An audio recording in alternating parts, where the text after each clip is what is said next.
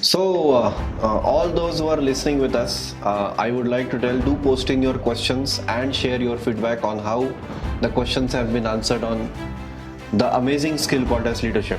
So, sir, we'll go ahead.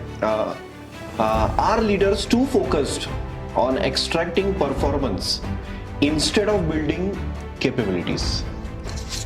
I think in every organization or in every system, capabilities building and performance इसका right mix होना जरूरी है. अगर आप दूध निकालते जाओगे और भैंस को चारा नहीं खिलाओगे तो होगा क्या, दूध देना बंद हो जाएगा. But at the same time दूध आज लेना भी जरूरी है. होता क्या है कि long term investment and capabilities building होती है ना, वो बहुत ही एसेंशियल होती हैं. होता क्या है कि कुछ लीडर इतना क्रश करते हैं परफॉर्मेंस को कि when they leave the organization left high and dry. तो कहीं ना कहीं आप लॉन्ग टर्म में आप कंप्रोमाइज़ कर रहे हैं अगर कैपेबिलिटीज बिल्डिंग नहीं हो रही हैं आपकी बिजनेस की लाइंस की, आपकी टीम की और anything else. So the right mix, the judicious mix is very necessary. आप कैपेबिलिटीज़ बना रहे हैं लेकिन परफॉर्मेंस नहीं है, then also you are gone for toss. और परफॉर्मेंस बना रहे हैं उस हद तक परफॉर्मेंस है लेकिन कैपेबिलिटीज़ नहीं है, वन डे और other you will face that consequences. So the right mix, the judicious mix of both is very, very essential. Great, sir. And how do you balance pressure for results? See, we are a very growing organization, so we are chasing results and they are very important for us, and there is an undue pressure. So how do you balance that pressure for results with the patience for growth and capability development of your team? I'll tell you, because as a leader, no, you understand or you know what are the capabilities of your team and what are the capability of an individual around. Sometimes क्या होता है ना कि लोगों को उनकी capacities और capabilities के ऊपर उतना कॉन्फिडेंस नहीं होता जितना आपको होता है. आपका काम होता है to push beyond those the boundaries जो उस टीम ने अपने लिए बनाई हैं और जो उस इंडिविजुअल ने अपने लिए बनाई. तो जब आपके गोल्स होते हैं बिग हैरी ऑडिशियस गोल्स होते हैं, बी हैक जिनको बोलते हैं, आप इतना पुश करें एंड जब पुश करते हैं ना बी हैक के लिए एंड द आउटकम आप देखेंगे इतने अमेजिंग होते हैं. समटाइम्स जिस टीम ने, जिस इंडिविजुअल्स ने उसको अचीव किया होता है उसको भी यकीन नहीं होता है कि उसने वो अचीव किया है. तो अल्टीमेटली आपका विजडम, आपका जजमेंट, आपका ट्रस्ट टीम के अंदर, लोगों के अंदर उस हद तक पुश करने के लिए रहना चाहिए जहाँ तक उनको अपनी कैपेबिलिटीज़ के बियॉन्ड में जाकर अचीव कर पाते हैं.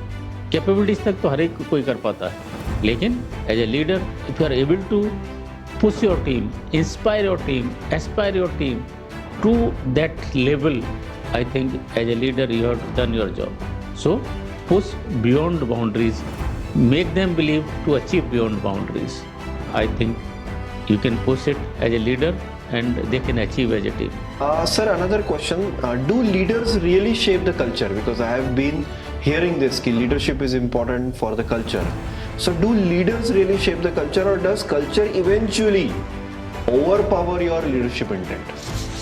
My firm belief is this, that as a leader, as a strong leader, that societies, organizations, countries change for forever. A strong leader, a leader with right intent can change even the culture of the country, the organization culture. तो ऐसे में कॉलिकली क्या बोला जाता है कि अगर आपकी टीम का लीडर शेर है ना, भेड़ भी होती है ना, वो शेर की तरह एक्ट करना शुरू करती है.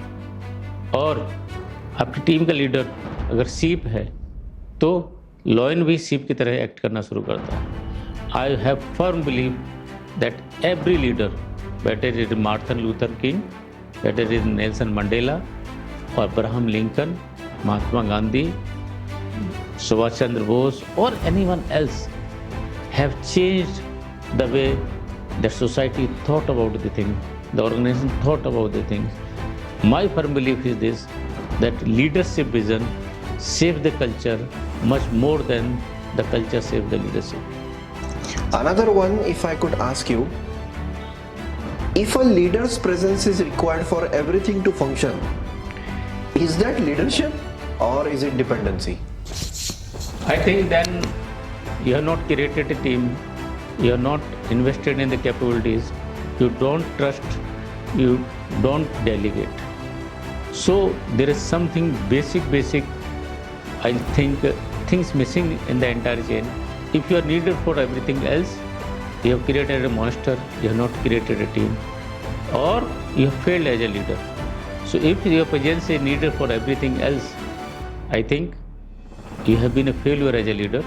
You must introspect, because in my view, the trust and delegation are two important aspects for any leader to look into.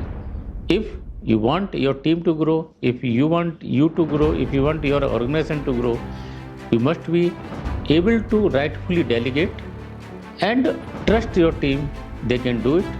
कुछ गलती करेंगे, बिल्कुल गलती कर सकते हैं, लेकिन आपको जब उनको डेलीगेट करेंगे, ट्रस्ट करेंगे, तो एक बार गलती करेंगे, 2 बार करेंगे, तीसरी बार तो सही करेंगे, बट आपको अपनी लिमिटेशन पता होना चाहिए कि आप सब चीज़ खुद हर वक्त नहीं कर सकते। आई हैव सीन, आज से 10 साल पहले, 15 साल पहले जो चीज़ मैं खुद करता था, अब टीम करती है।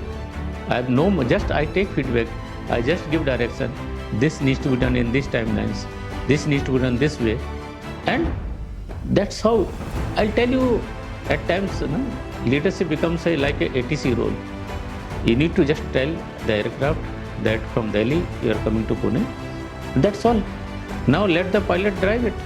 You can't be driving the aeroplane yourself. So, like a ATC, become that leader. Let the pilot, that is your team, drive the things, and trust them. And allow them to fail intelligently, allow them to fail forward. One day or today, you need to allow them. Otherwise, you're gone, I say, because वो team नहीं है। फिर आप अपने extension तो 10 जगह नहीं रख सकते ना, आप हर जगह रेप्लिकेट नहीं कर सकते हो। So I think that is the way you need to grow your team, you need to enable your team.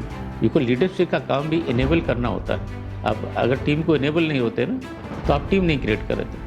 तो एक CEO के लिए मैं हमेशा बोलता हूँ, CEO if need to be called by any other name, that will be Chief Enabling Officer. You need to enable your team.